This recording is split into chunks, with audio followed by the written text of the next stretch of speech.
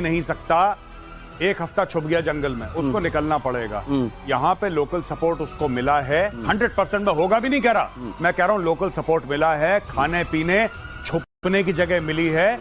वरना आप ये सोचिए कि कश्मीर में पहाड़ों में आदमी कह रहे हैं जंगल में 22 अप्रैल की आपने बात करी, मई जून जुलाई, हाँ 3 महीने, ये 3 महीने जंगली में छुपा रहा। ये खाना भी अगर अपने साथ ले गया तो कितना, 3 महीने का खाना खोपड़ी पे लेकर गया आपने? सही बात। They require regular food, regular shelter, regular information. कोई है जो बता रहा है साहब कि यहाँ पे फौजी आपको ढूंढ रहे हैं, आप सैटेलाइट फोन मत इस्तेमाल करो। एक पूरा नेटवर्क, पूरा इकोसिस्टम होता है भाई साहब। दिनेश, एक और चीज जानना जरूरी है, ये दे गो साइलेंट, इसको बोलते हैं radio silence, total radio silence, go underground, बिल्कुल पता नहीं चलना चाहिए यहाँ कुछ है, जैसे मूव नहीं करो एकदम। तो कहीं पे इन्होंने किसी से राब्ता करने के लिए थोड़ी देर के लिए ऑन किया है, वो गलती पकड़नी है। जैसे उसामा बिन लादेन को पकड़ने में कितना टाइम लगा बताइए? यूएसए जैसी फौज जिसमें कि पाकिस्तान भी ये शामिल था, वहीं पर मिला, लेकिन कितना टाइम लगा, कितने साल लग गए पकड़ने में? तो Saddam Hussein, Osama bin Laden जिन्होंने इसको देखा है, वो भारत की एजेंसियों से ये सवाल नहीं पूछेंगे कि अप्रैल 22 की घटना है, अभी तक आतंकी कहां है। लेकिन कई बार आप देखते हैं तुच्छ राजनीति के लिए इस तरह के काम किए जाते हैं, जिससे भारत के सेना के मनोबल पर फर्क पड़ता है। बहरहाल ये अगली खबर देखिए, इस तरह की तमाम कुत्सित कोशिशों के बावजूद भारत की सेना का मनोबल हिमालय से ऊंचा है और हमेशा रहेगा। सीज फायर के लिए गिड़गिड़ाया था पाकिस्तान, संसद में रक्षा मंत्री राजनाथ सिंह ने यह बयान दिया। पाकिस्तान ने कहा बंद करो महाराज, राजनाथ ने कहा ऑपरेशन सिंदूर हमारे सामर्थ्य का प्रतीक।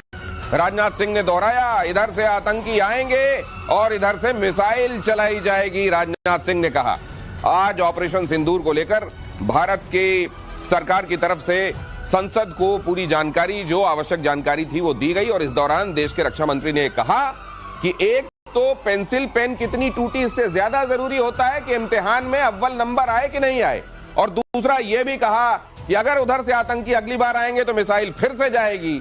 और यहां विपक्ष का ये रवैया भी देखने में दुखद लगा कि वो सवाल पूछे जा रहे हैं जो शायद पाकिस्तान भी नहीं पूछ रहा होगा। ये मेजर गौरव हालांकि पॉलिटिकल है, लेकिन क्या करें, ये एसेंशियल एविल है हमारे लिए। जब इस तरह की बातें होती हैं तो आपको क्या लगता है? नहीं, मुझे तो बुरा ही लगता है, क्योंकि बात यह है ना कि आपने बोला कि डेमोक्रेसी है, लोकतंत्र है, लोकतंत्र में सवाल जवाब होने चाहिए। मैं ये सिर्फ हाथ जोड़ के एक विनती करता हूं जो भी पूछ रहा हूं, मैं ये नहीं कह रहा कि रूलिंग पार्टी है या कांग्रेस बीजेपी में, उसकी बात नहीं कर रहा। इंटेलिजेंट सवाल आप लोग पूछ लिया करो। सवाल ऐसे बचकाने होते हैं कि हमें बैठ के हंसी, हम लोग कहते हैं हंसी बंद हो तब तो हमारा मोराल डाउन हो, पहले हंसी हमारी बंद हो तब तो मनोबल गिरे। यहां पे राफेल कितने गिरे, आपको क्या लेने देना है? राफेल का पंचर रिपेयर करना है, आपने तेल डालना है उसके अंदर, आपका क्या लेने देना है भाई? बिल्कुल ठीक बात है, आप युद्ध करेंगे तो क्षति होगी, नुकसान होगा, ये सब चीजें होती हैं, ये तय है। फिर इसमें रोना गाना किस? ये क्या इजराइल जैसा देश, वहां पे भी विपक्षी पार्टियां ऐसे करती हैं क्या? दुख किस बात का होता है? आपको चर्चा करनी है, आप पार्लियामेंट है, आपका काम है देश के बजट का हिस्सा देना डिफेंस के लिए, उस पर चर्चा क्यों नहीं करते हैं? हम क्यों 1.9% देते हैं, जबकि फ्रांस जैसा देश जो है वो 3.5 से 5% जाने की कोशिश कर रहा है। उसने अपने $32 बिलियन दिए, उसको 64 किया। अगर आपको लगता है कि आप चारों तरफ से गिरने वाले हैं, चाइना है, बांग्लादेश है, पाकिस्तान है, और आप राइजिंग इकोनॉमी है, तो आप क्यों नहीं बजट बढ़ाते हैं? चर्चा क्यों नहीं करते हैं? चर्चा क्यों नहीं करते हैं कि जो हमारा स्टेल्थ फाइटर है वो बनना चाहिए 5 साल में, क्यों 10 साल में बन रहा है?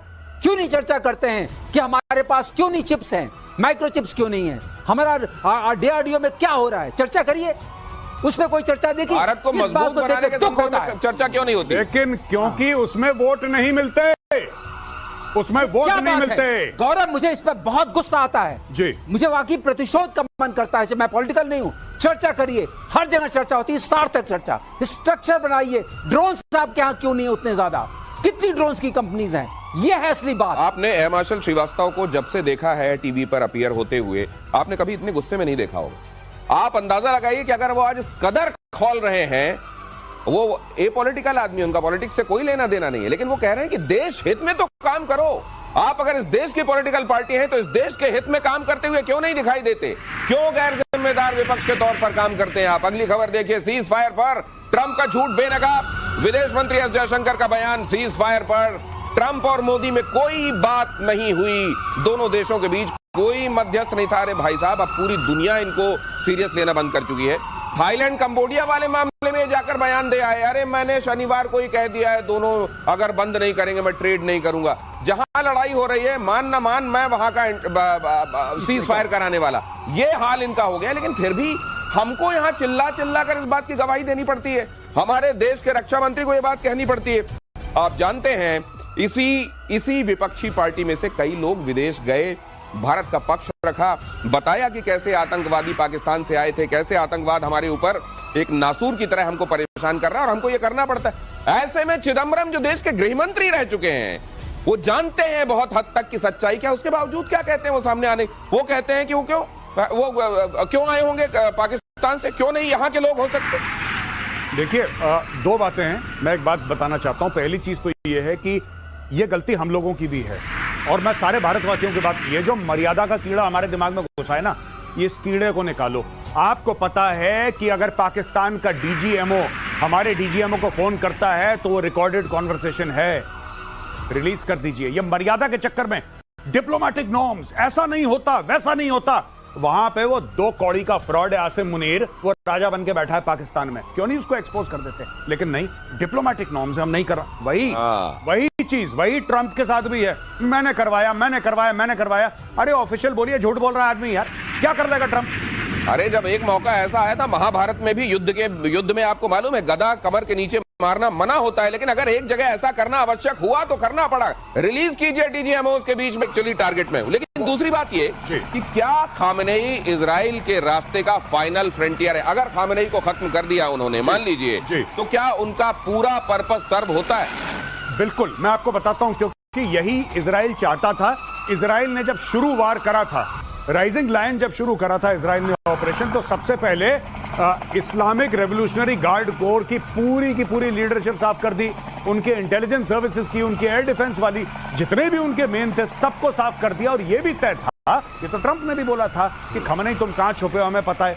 किसके? ट्रंप को किसने बताया? इजराइल ने बताया, मोसाद ने बताया। तो इनका मन तो यही था कि निपटा दें। बीच में ट्रंप का मूड बदल गया क्योंकि उसको नोबेल प्राइज चाहिए था। ये जब तक ईरान की लीडरशिप को, हम लोग इंटेंट एंड कैपेबिलिटी की बात कहते हैं ना दिनेश भाई, इंटेंट तो यहीं से आता है, इंटेंट तो यहां से आता है लीडरशिप से। आप लीडरशिप को निपटा दो, इंटेंट बदल जाएगा। बिल्कुल, इंटेंट एंड कैपेबिलिटी लीडरशिप से आता है। अगली खबर देखिए, ईरान की खामेनी को खत्म कर दीजिए। जिसे कहते हैं ना, आप कभी आमंत्रण पत्र देते हैं कि आइए और मारिए, जो आप हमेशा कहते हैं, ये मारने के लिए आमंत्रण पत्र दिया है कि हम आप तक पहुंच सकते हैं। इसमें क्या दम है सर? ये तुर्रम खुर्रम शहर, ये क्या है? नाम सुन करके, अभी मैंने इसके बारे में स्टडी नहीं किया, इसलिए नहीं बोलूंगा ओपन फोरम में, लेकिन जो नाम से लग रहा है और जिस तरह की 12,000 किलोमीटर बता रहे हैं, ये चलेगी किसके? 16 मैक्स से चलती है। मैं एज ए मिसाइल मैन आपको बताता हूँ, इसको चलने के लिए आपको सॉलिड मोटर चाहिए, ड्यूल ऑफ देम, और अगर ये वाकई एक्सोस्फेयर है, ऊपर जा रही है, तो आपको स्क्रैम जेट भी चाहिए अगर हाइपरसोनिक बनाना है। वो तो मुझे लगता नहीं इनके पास है कि उतनी दूर तक जाएगी। फिर आपको इसमें स्टेल्थ फीचर चाहिए, और अगर 12,000 किलोमीटर तक जा रही है तो काफी ईंधन भी चाहिए। उसके बाद अगर स्टेल्थ, फिर सीकर कौन सा लगेगा? ये किस जीपीएस पे चलेगी? रशियन वाले पे ग्लोनास पे चलेगी, बेदो पे चलेगी, चाइनीज पे चलेगी, कि जीपीएस चले? इनका अपना तो कुछ है नहीं, तो ये कैसे जाएगी? और जाएगी तो इसकी एक्यूरेसी क्या होगी? और अगर इसकी रफ्तार तेज नहीं होगी तो क्या वो इंगेज नहीं कर लेंगे? वो रास्ते में इंगेज करेंगे? इतने सारे सवाल हैं, बहुत सारे सवाल हैं। नाम अच्छा है, और ये बड़ी सी पेंसिल जैसा जो दिख रहा है ना, ये ट्रक पर लदा हुआ, ये है अपनी जगह, नाम भी बड़ा खतरनाक है। लेकिन अमेरिका से जब वास्ता पड़ेगा तब देख लेंगे कि एक्चुअली इसमें दम कितना है। और भारत रूस मिलकर बनाएंगे ब्रह्मोस। अगली खबर देखिए, BrahMos 2K missile, BrahMos 2K nuclear missile होगी। ब्रह्मोस 2K की रेंज 1500 किलोमीटर तक संभव। ब्रह्मोस 2 स्टेल्थ हो जाएगी। ये स्टेल्थ है, बिल्कुल। पहली चीज ये है। दूसरी ये है कि ये हाइपरसोनिक है, क्योंकि स्क्रैम जेट भी लगा हुआ है। ठीक है। और तीसरी ये है कि जब ये जाएगी, ये न्यूक्लियर कैपेबल भी है, और 500 किलोमीटर तक का वॉरहेड ले आ सकती है। 500 किलोमीटर बहुत होता है दिनेश, अगर पड़ गया तो खात्मा करे। लोगों को एन मास 72 हुरों से मिलवाने की व्यवस्था जो है ये है जी, बिल्कुल full programme, there is no doubt about it. तो ये इसके साथ अगली खबर देख लीजिए। ये तो हम किसी भी दिन तैयार हैं, और राजनाथ सिंह ये भी कह चुके हैं कि ये किसी भी के नीचे भी जाकर हमला कर सकता है। 295 फीट तक हमला। अब इस तरह के बमों की दुनिया भर में होड़ लगी हुई है। जो एक तरीके से बंकर बर्स्ट करके अंदर जाकर फटे और वहां जो टारगेट है उसको नष्ट करें। दूसरा थर्मोबैरिक मतलब इस तरीके का बॉम्ब जो उस पूरे इलाके को एक तरीके से जला दे, लेकिन न्यूक्लियर वाला इल्जाम उस जगह पर ना आने पाए। टर्की भी अपने आप को इस जगह शामिल करना चाहता है सर। बिल्कुल सही, लेकिन इसमें मेरे थोड़ा मतभेद है। ये 295 फीट नहीं जा सकता। अच्छा, कितना जाएगा? ये कंक्रीट में जाता है करीब 3 मीटर के आसपास। अच्छा। और सॉइल में जाता है 6 मीटर का। अच्छा, तो इतना ही है इसका। अच्छा। और घोस्ट इसका नाम इसलिए रखा है। आप ये कह रहे हैं कि चाइना से सीख के इसने भी अपना जो वो मैनुअल बनाना शुरू किया हथियारों वाला, लंबा चौड़ा है, उसको खतरनाक। अमेरिका के साथ ये करेंगे। तुम्हारा क्या लेने देना अमेरिका से? तुम्हारा क्या मतलब है अमेरिका से? अमेरिका ना तुम्हारे पास जा रहा, ना तुम कभी अमेरिका जा रहे, फालतू। मैं आपको एक और बात बताता हूं, बड़ी डरिया को ऐसा है कि थोड़ा सा काटने की भी क्षमता रखता है, तो चाइना छोड़ देता है दोनों को। अच्छा, ये बताइए, ये जो कोरियन पेनिनसुला है नीचे की तरफ, ये साउथ कोरिया जो बेचारा है, जी, वो कोशिश कर रहा था, उनके यहाँ जो नए चुन के आए हैं राष्ट्रपति, वो कह रहे हैं कि हम नॉर्थ कोरिया से बात करेंगे। अब इनकी बहन जी भी हैं एक, ये किम जोंग उन है, वो किम यो उंग है, और उन्होंने कह दिया हम बात नहीं करेंगे दक्षिण कोरिया से। नहीं, ये नहीं। देखिए, इनको कुछ भी करने के लिए चीन से परमिशन चाहिए। चाइना ने बोल दिया होगा तुम क्यों, क्योंकि देखिए बात यह है ना कि South Korea is a very very close strategic ally of the United States. अच्छा, अगर आप साउथ कोरिया से बात कर रहे हैं, इसका मतलब आप यूनाइटेड स्टेट्स ऑफ अमेरिका से बात कर रहे हैं। अमेरिका और चाइना की तो वैसे ही ठनी रहती है, इस बार ज्यादा ठरी है बिकॉज ऑफ ट्रम्प, ज्यादा ठन रखी है इसीलिए। नहीं, एक बात और है, पिछली बार ट्रम्प इनसे मिलके आए थे, तो अब चाइना को ये भी लग रहा है साथ साथ कहीं ऐसा तो नहीं कि पटाने नहीं करो। साउथ कोरिया तो बहुत सभ्य नहीं, मैं कह रहा हूँ नॉर्थ कोरिया एक्चुअली किसका है, चाइना वाला है या अमेरिका वाला है? दोनों बनाने की कोशिश करें तो ट्रम्प भी मिलके आ चुके हैं। ये कंपटीशन चल रहा है क्या पाकिस्तान और नॉर्थ कोरिया में? हाँ, कौन ज्यादा बड़ा वाला है, किसका है? अच्छा, अगली खबर देखिए, रूस की नेटो देशों को बड़ी चेतावनी, कैलिनिनग्राड पर अटैक हुआ तो नतीजे विनाशक होंगे, परमाणु हमला करने में 1 मिनट नहीं सोच। अब उसका ये टुकड़ा यहाँ क्या कर रहा है? इसीलिए इसको एक्सक्लेव बोलते हैं। एक्सक्लेव, हाँ, एनक्लेव नहीं, एक्सक्लेव। अच्छा, मतलब ये बाहर है, लेकिन इसकी बड़ी इंपॉर्टेंस है, ये बाल्टिक सागर में है। यहाँ इनकी naval fleet, best of the Arctic naval fleet इनकी रशिया की यहीं पर है। अच्छा, यहाँ पर सारी किंजल मिसाइल्स वगैरह लगी हुई हैं। हाँ। और यहाँ ये पर तो सर पूरा नेटो से घिरा हुआ है। ये देखिए पोलैंड है। नेटो घिरा हुआ नहीं मानता है, इसको बोलते हैं अनसिंकेबल कैरियर, एयरक्राफ्ट कैरियर। अच्छा, ये रूस का एक तरीके से एयरक्राफ्ट, ये नेटो के ऊपर निगाह रखता है पूरी। तो सर ये कह दिया गया, ये जिस तरीके से घिरा हुआ है, इधर गलती भी हो गई कोई तो एक मिसाइल। पहले आपको एक और पता चलना चाहिए कि दर्शकों को कि ये पहले जर्मन पोर्शन था, टेरिटरी थी। अच्छा। टेरिटरी थी, यहाँ करीब 1 मिलियन जर्मन थे। अच्छा, उनको निकाला गया, अब यहाँ रशियंस हैं मोस्टली, 84% ज्यादा, यूक्रेनियंस भी हैं थोड़े बहुत। तो ये जो है ये बहुत इंपॉर्टेंट है रशिया के लिए to assert its power over this area, Baltic Sea, and its fleet, all the sea lanes and over NATO. तो अब मैं एक बात और मेजर गौरव आर्य आपसे जानना चाहता हूँ, ये बताइए इस समय ये स्टेटमेंट रशिया क्यों दे रहा है? कैलिनिनग्राड पे कुछ भी हुआ मैं न्यूक्लियर मार दूंगा। क्योंकि देखिए कैलिनिनग्राड यहाँ पे मानिए ना मानिए घिरा तो हुआ है। अब पोलैंड है, हमने कुछ दिन पहले कवर करा था कि पोलैंड की एक एयर स्ट्रिप से पूरे का पूरा यूक्रेन में सामान जाता है। आपको पता है 80-90% हमने बोला था। अब यहाँ पे इनको कोई खतरा महसूस हुआ है मॉस्को में बैठ के, जो कैलिनिनग्राड है इसके ऊपर हमला हो सकता है। अच्छा, कोई इनपुट मिला है? जी, ओके, उसके बिना नहीं बोलते ये। अच्छा। और पोलैंड है, पोलैंड सबसे ज्यादा एग्रेसिव है इस मामले में, सबसे ज्यादा एग्रेसिव है। और ये देखिए इसके बिल्कुल नीचे पोलैंड है। और पोलैंड सामान कौन भेज रहा है यूक्रेन? ज्यादा तो पोलैंड के रास्ते जा रहा है। 90% सर, 90% सर, 90%। वहां पे जहाज उतरता है, फिर वो जैसे भी जाए, गाड़ियों से जाए, ड्रोन से जाए, जैसे जाए, वो सामान जा रहा है। ये हब है, पोलैंड जो है यूक्रेन के खिलाफ जो जंग है, ये नेटो का हब है। इसीलिए अगर इनको खतरा महसूस होता है, जैसे सर ने बोला कि किंजल मिसाइल भी है और यहाँ पे पूरा फ्लीट है उनका, सब कुछ है, और यहाँ पे ज्यादातर 80% 85% रशियन है और रशियन टेरिटरी है। अगर इसको कुछ होता है रशिया के लिए बहुत बड़ा लॉस है, आइज एंड ईयर्स है रशिया की। तो बाल्टिक सी में ये जो एक तरीके से जमीन धरती वाला एयरक्राफ्ट कैरियर है रशिया का, रशिया ने क्लियर कर दिया है कि यहां किसी तरह का एडवेंचर करने की कोशिश करोगे तो सोचेंगे नहीं, दबा देंगे बटन, वो वाली बटन जो अभी तक नहीं दबी है। फ्यूचर वॉरफेयर को लेकर जर्मनी की बड़ी तैयारी देखिए जरा। सेना के लिए जासूसी कॉकरोच और एआई रोबोट तैयार किए गए। 2029 तक डिफेंस बजट बढ़ाकर 3 गुना करने वाला, इसी का जिक्र अभी कर रहे थे एयर मार्शल श्रीवास्तव कि जर्मनी, फ्रांस अगर अपना बजट लगातार बढ़ा रहे हैं, हम क्यों 1.9 पे अटके हुए हैं। तो जर्मनी अपना बजट बढ़ा रहा है। अब देखिए मच्छर, कॉकरोच, मक्खी बनेंगे, लेकिन एक्चुअली वो ड्रोन होंगे और फ्यूचर वॉरफेयर में इनका बड़ा रोल होने वाला है। ये तो सर बड़ा खतरनाक हो जाएगा, घरों घरों में पता चला ये मक्खी जैसा कुछ भी घुसा हुआ है वो एक्चुअली।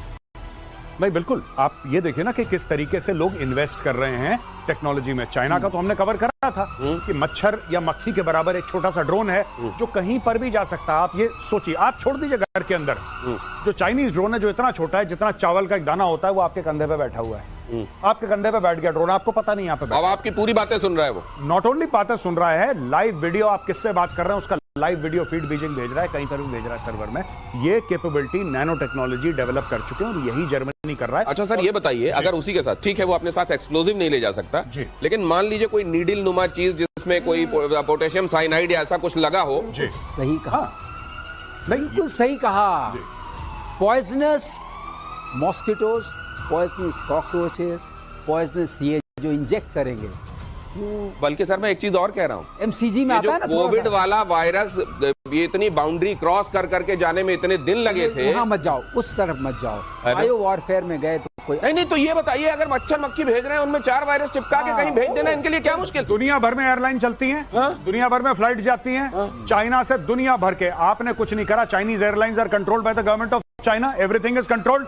आपने बोला साहब पायलट के साथ एक बैग भेज दिया, उसको वहां पे छोड़ देना एयरपोर्ट पे, कहानी खत्म, वो उड़ते रहेंगे अपने 1000, 1500, 2000 आप 2-3 बक्सों में ले गए, आपने छोड़ दिया।